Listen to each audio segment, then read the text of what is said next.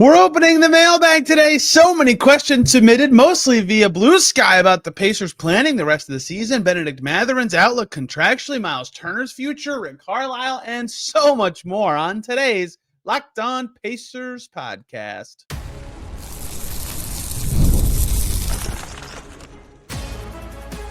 You are Locked On Pacers, your daily Indiana Pacers podcast, part of the Locked On Podcast Network, your team every day. What up, y'all? Happy Thursday, and welcome into another edition of the Locked On Pacers podcast, where we, of course, talk about the Indiana Pacers. As always, my name's Tony East. I cover the team for Forbes, and today, so much to get to because I asked for questions, and I got a lot more responses than I expected very quickly. So 9 questions in total, about 3 minutes each on all of them, covering a bunch of Pacers topics. I was actually really impressed, and also says a lot about the state of the team that they were all largely different questions. Usually when I ask these, I expect to get, a similar theme for 3 or 4 of them because it's the biggest thing going on, or like the very obvious next hurdle from a roster building perspective. Today, all over the place: Tyrese, Haliburton, Myles Turner, Ben Mathurin, Rick Carlsile,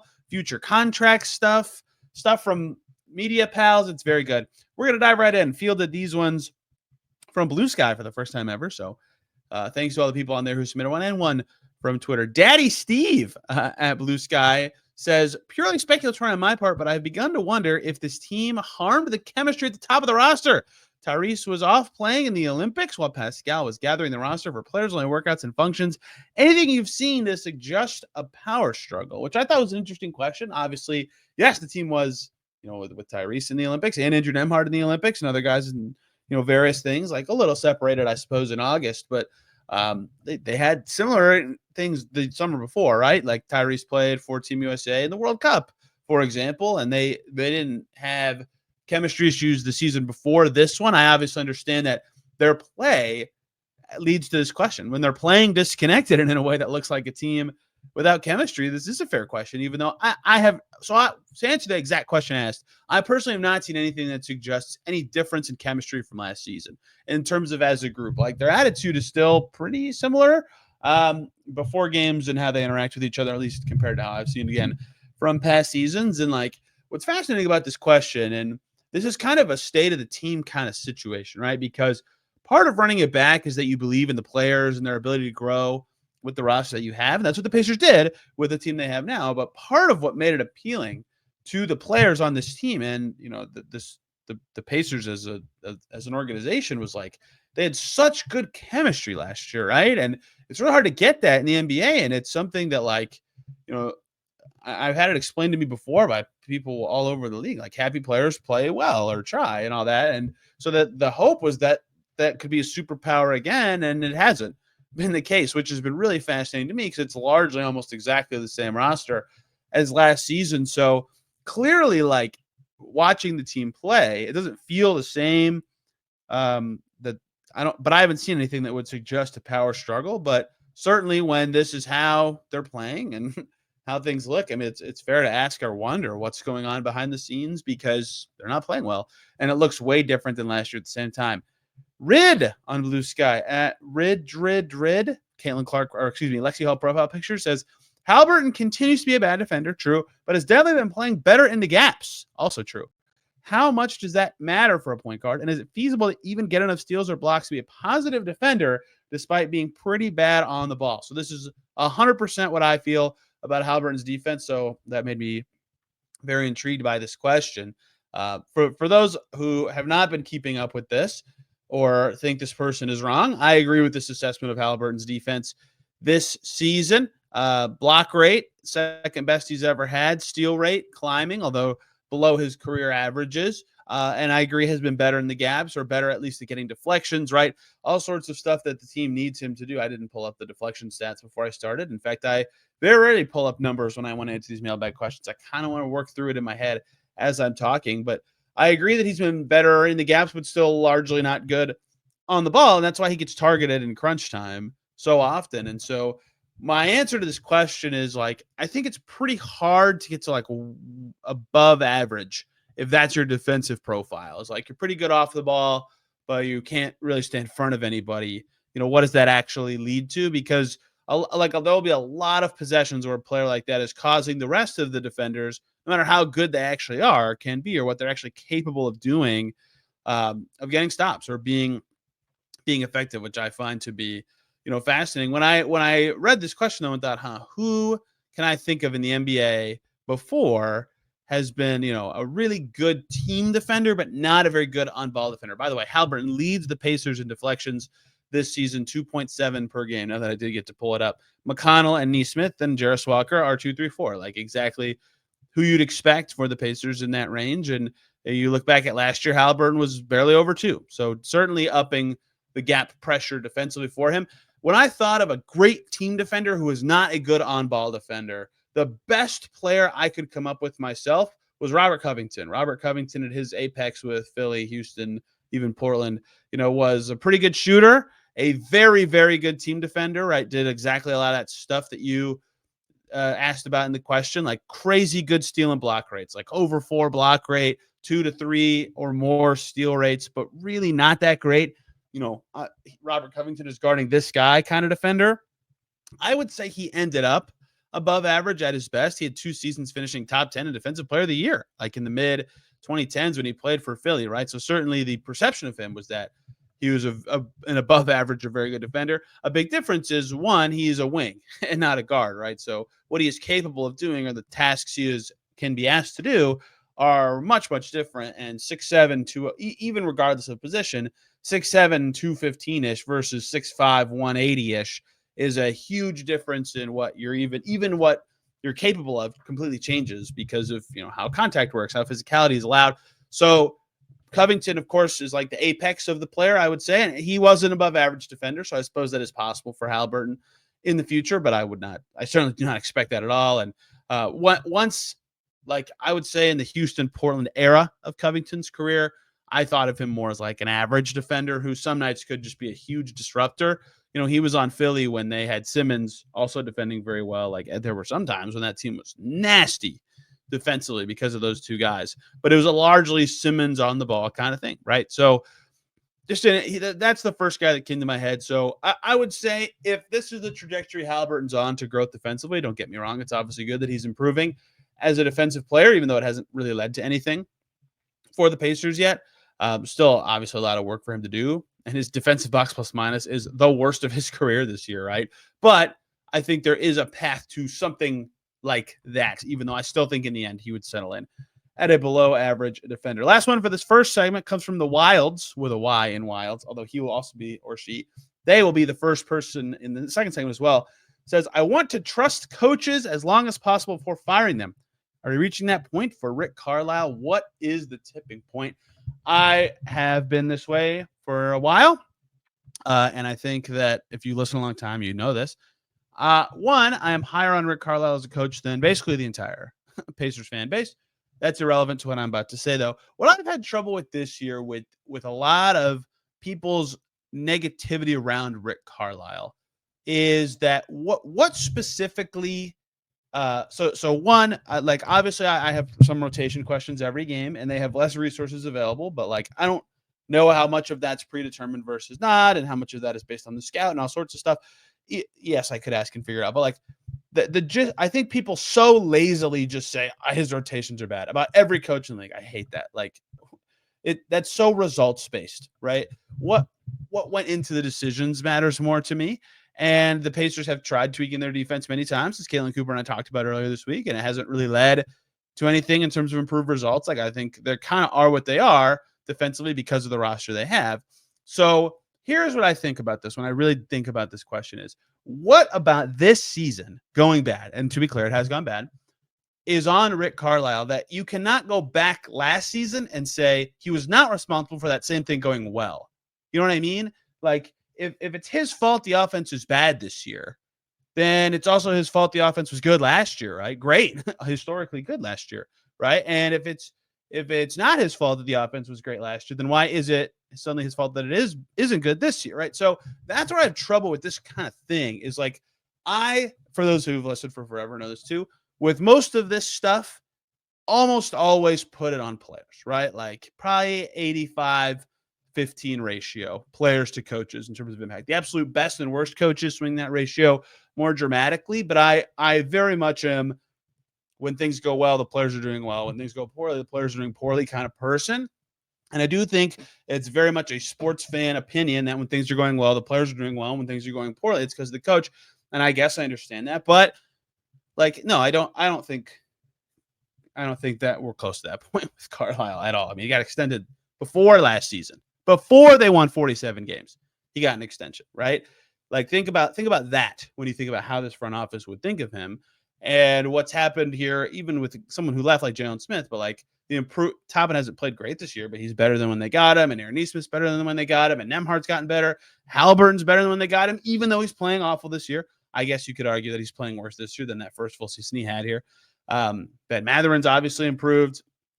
And you go through all sorts of young guys, right? His player development rep has changed here as well. So again, to be clear, I have questions about some of the things he does, and I don't think he's a perfect coach, but I don't think that I do not think there's close to a tipping point or getting close to a point of firing him.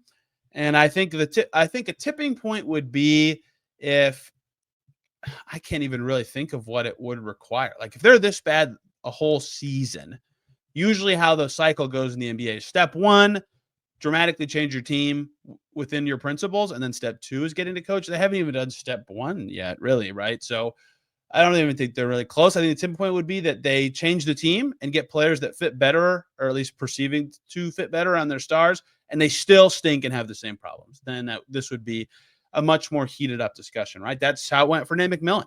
They added, they figured out what they had with the Oladipo team.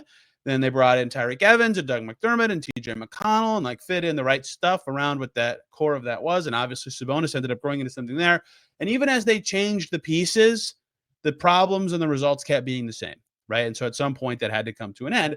That is where I think the next cycle of this Pacers team will go if they continue to struggle or have the inability to get things going. But again, I understand why fans think the way they do sometimes, but I think fans think of coaching in a very strange way, in the way that it matters only when things are bad and not necessarily when things are good.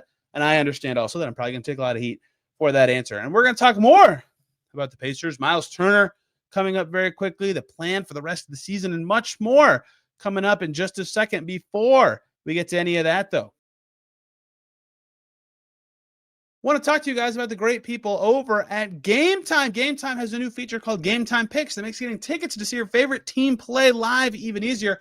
Game Time Picks filters out the fluff to show you only incredible deals on great seats. You don't have to waste your time searching through thousands of tickets. If you do want to search through all those tickets, though, whether you're going to see something in theater, comedy, a concert, whatever, Game Time is the place to go. They have curated deals to make it easier to find the best prices on great seats. They have their super deals. They have seat views before you buy. You can toggle off hidden fees and see the all-in pricing before you get to the final page. Their lowest price guarantee, event cancellation protection, and job loss protection make it the best place to spend your money on tickets to whatever event you're attending. So take the guesswork out of buying tickets with Game Time Picks. Download the Game Time app, create an account, and use the code LOCKDOWNNBA for $20 off your first purchase. Terms apply. Again, create an account and redeem the code LOCKEDONNBA for $20 off. Download Game Time today. What time is it? Game time. We're back here on Locked On Pacers. Thanks for making us your first listen today and every single day. Our second listen should be Locked On NBA, because it was me and Wes Goldberg last night talking about Knicks Hawks, which was very fun. The Hawks look awesome right now. And Rockets Warriors, which was a very fun, old school kind of game that ended with dramatic controversy. I hate when games end that way, but such is life. We've talked about it all. The Wilds again here, this time on Myles Turner. Quote, "It would seem it's time to trade Turner. As much as I hate to say it, trading him now gets us something before his unextendable contract expires. What players or draft assets could we realistically get for him?" So here, let me push back against the first part, right? So first of all, if they continue to be this level of team, which seems like the most likely, result for the next month and a half of the season, obviously, yes, they have to think about this, right? We learned, learned might be the wrong word, but like Carlisle said 2 trade deadlines ago that, remember, had they not done the renegotiation extension with Myles Turner, they would have had to think about trading him at that trade deadline. And that team was like 500-ish around the deadline that year because they, kind of tanked it down the stretch. Last year, they were a good team and they traded away an expiring contract and Buddy Hield, right? So you every team, you have to think about your expirings at the deadline, full stop, regardless of what your record is. Now, if you're good, the player's value to your success down the stretch of that season often has more value than what the return could be, or at least the upside of what they could give you is. But that is typically gone when you're not playing well, which is why teams that are bad try to trade their expiring contracts.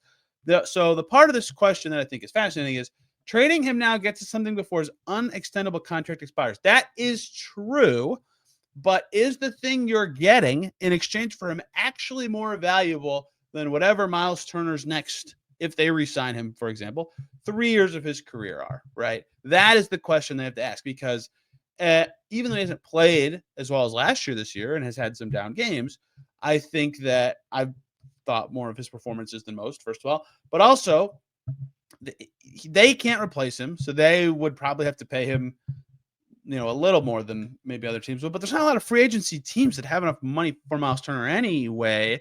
So I kind of feel like the inertia of all that in free agency would lead to a return, even if it's a shorter deal than maybe many expect right now. So I don't know that they have to be tripping all over themselves to trade him. That said, I mean, I think they could get certainly a first for him in some way. Kelly Olynyk added a first last year.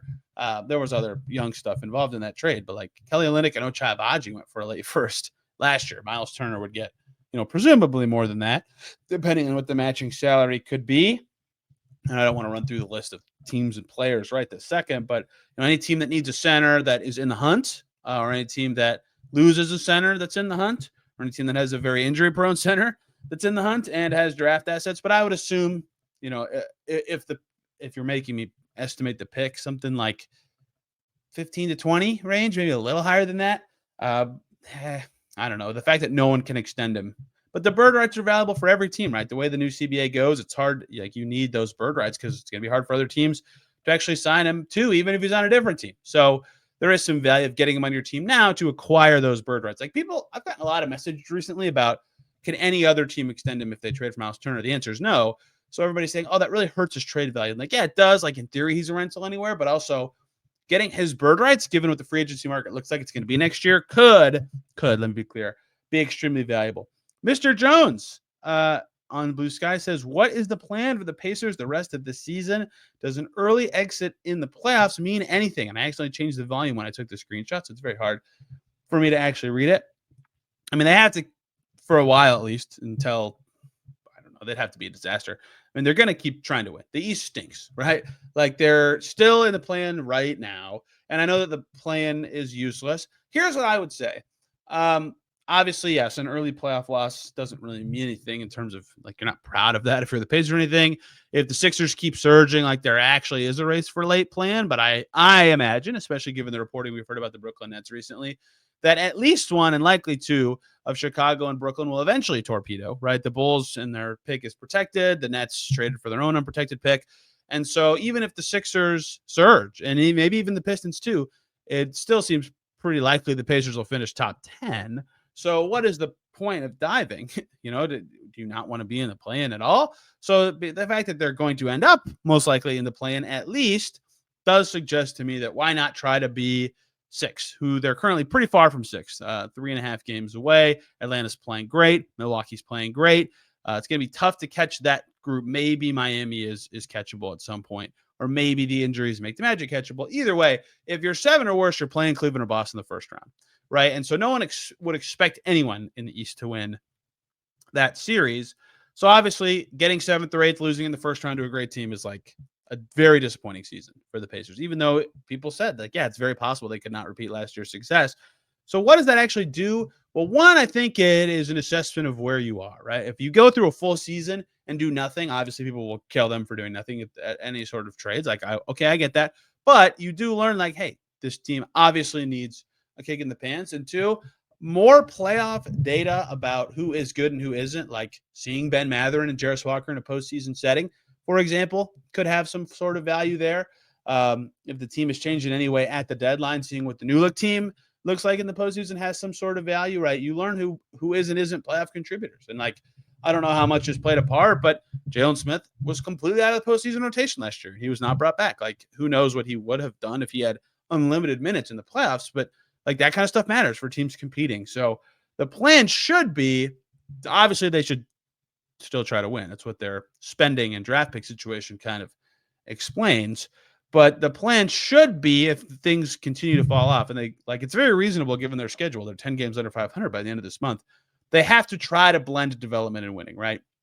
With Jarris and Bennedict, and if they can maybe figure out what their long-term outlook is at the deadline. Like it's hard to figure out how to blend, like trying to win immediately again next year with the goals they would have this year. So I kind of feel like try to blend those two goals more towards the development scale for the rest of the year and see what postseason things you can learn if they actually make it through the play-in tournament.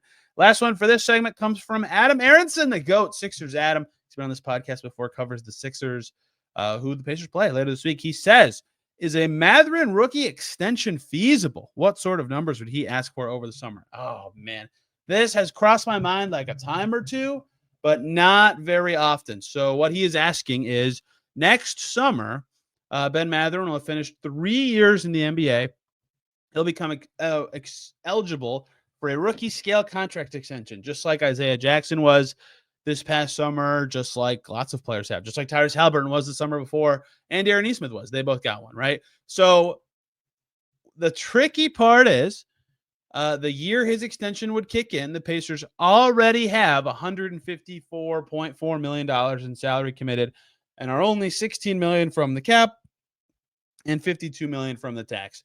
That is 2026-27 with Haliburton, Siakam, Toppin, Nesmith, McConnell, potentially Jarris Walker, potentially Ben Shepherd, almost certainly, and then Andrew Nembhard and Johnny Furphy. Those are their guaranteed contracts that year. That has nothing for Isaiah Jackson or James Johnson or Myles Turner even.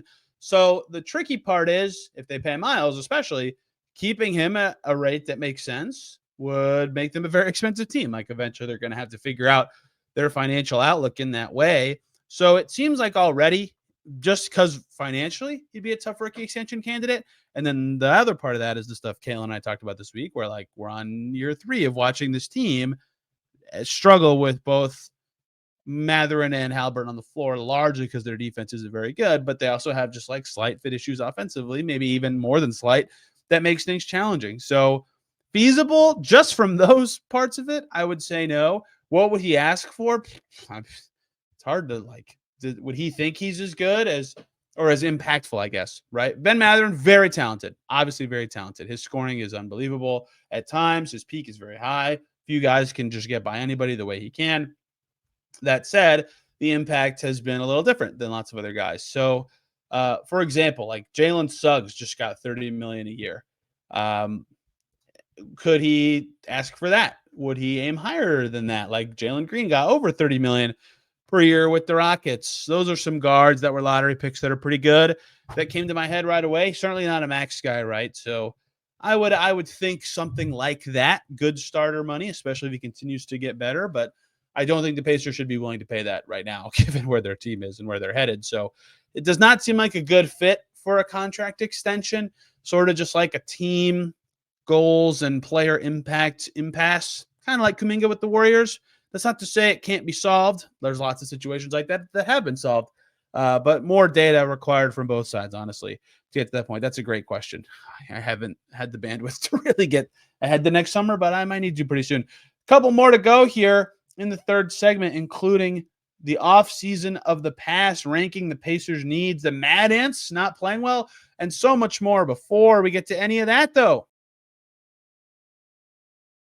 I need to talk to you guys, but the great people over at FanDuel, get ready to jump into the NFL and NBA action on FanDuel. They are America's #1 sportsbook, because right now, new customers can bet $5 on FanDuel and get $150 in bonus bets if you win. The FanDuel Sportsbook app gives you everything you need to place live bets on the NFL all in one place. So when you get a hunch in the middle of the game, you can check out the latest stats, you can view live play-by-play, and you can do so much more right on the same page where you place your bets. So just visit FanDuel.com to join today. You'll get started with $150 in bonus bets if you win your first $5 bet. That is FanDuel.com. Never waste a hunch and make every moment more with FanDuel, an official sportsbook partner of the NFL. Back here on Locked On Pacers. Thanks for making us your first listen for this mailbag episode here every single day. Shout out to you everydayers. I never say this, but I'm going to say it. If you're watching on YouTube and you're not subscribed, but the videos get recommended to you, please subscribe. That'd be very helpful. I should have put that earlier in the video. But anyway, or podcast. Thanks for, if you're listening on any app, please subscribe. It does a lot for me. It costs you nothing.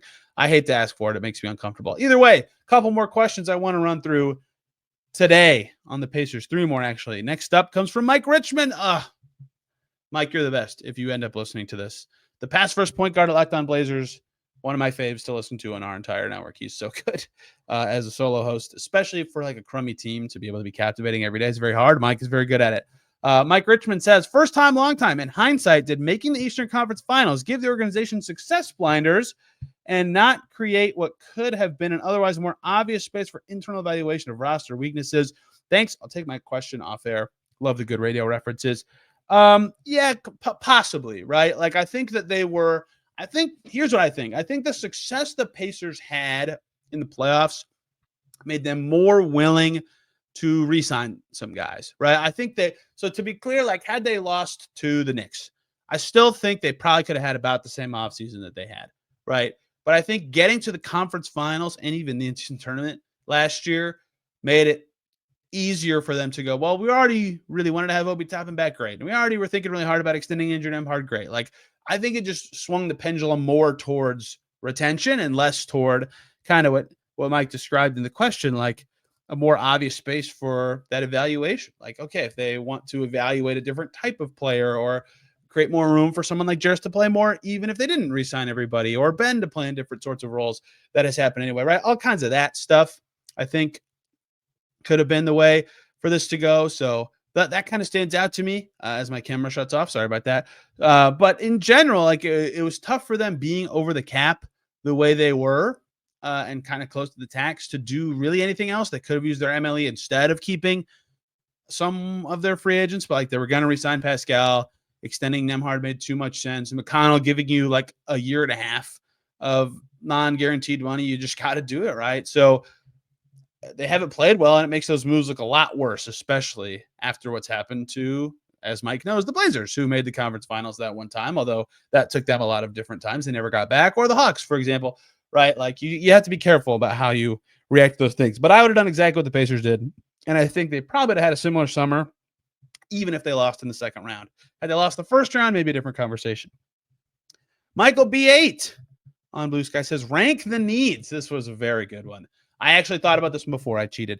Backup center, high volume movement shooter, defensive wing, point of attack defender. It's hard to separate out defensive wing and point of attack defender because, boy, oh boy, would the Pacers like to be the same player. It would change everything for them. So backup center, I think, is a big need. Like, I talked about who they've missed the most of their injured players and said, like, yeah, Isaiah Jackson's got a pretty dang good case.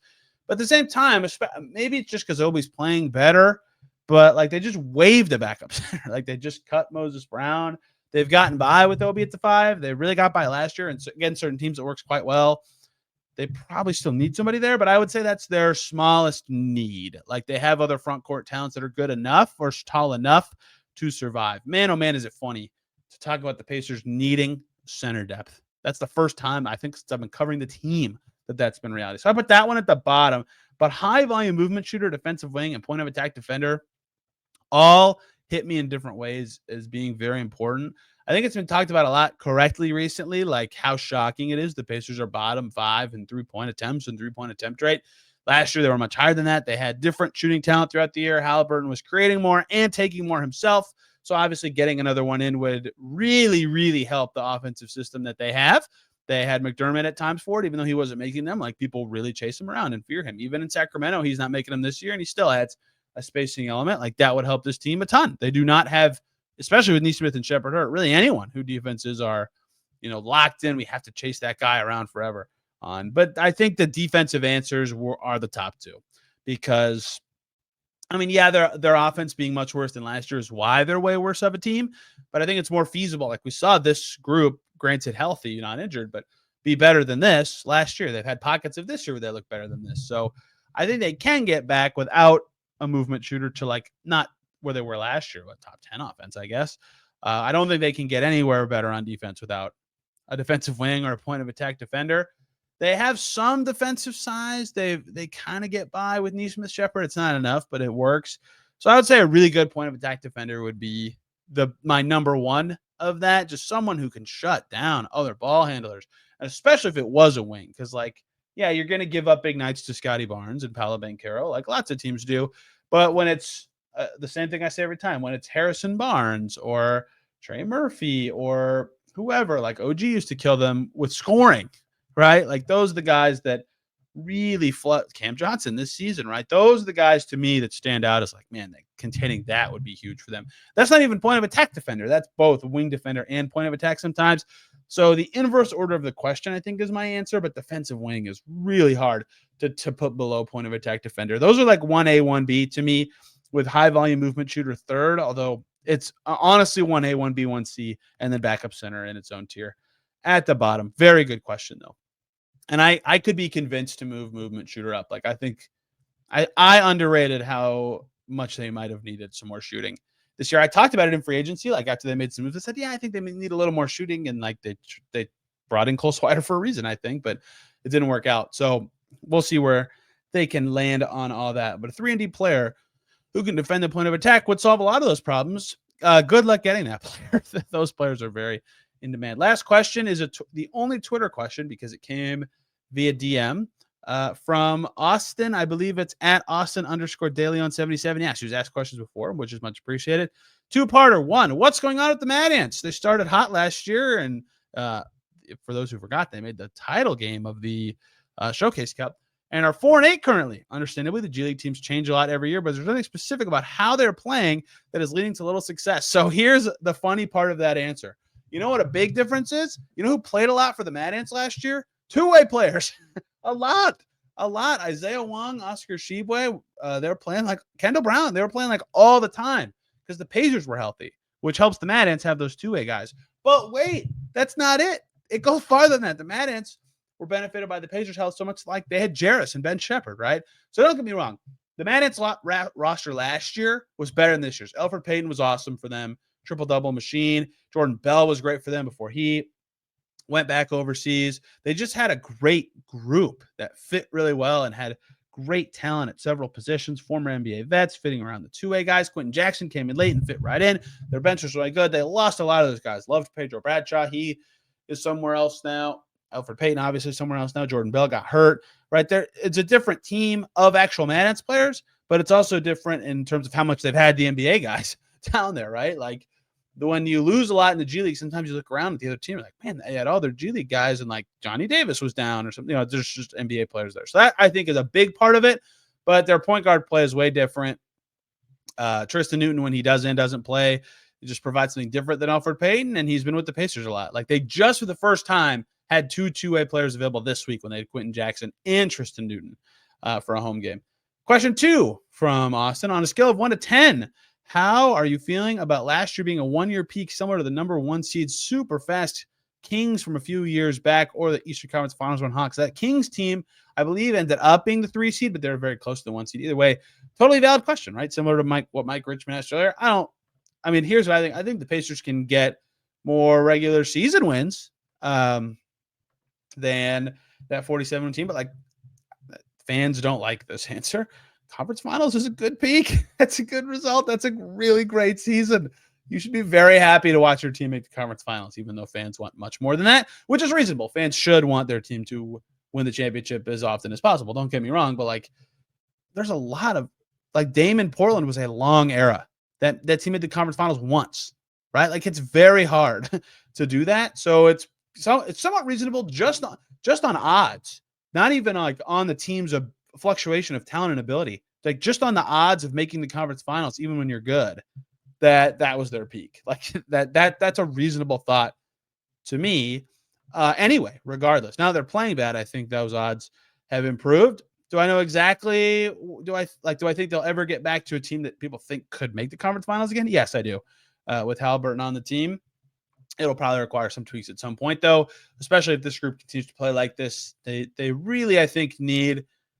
They might not get it. They might not have enough time, but I think they really need like 2 weeks of what they thought would be the healthy team. They'll never get the backup center spot, but just to see how they feel about it, right? Does it look good? Does it look even kind of competitive?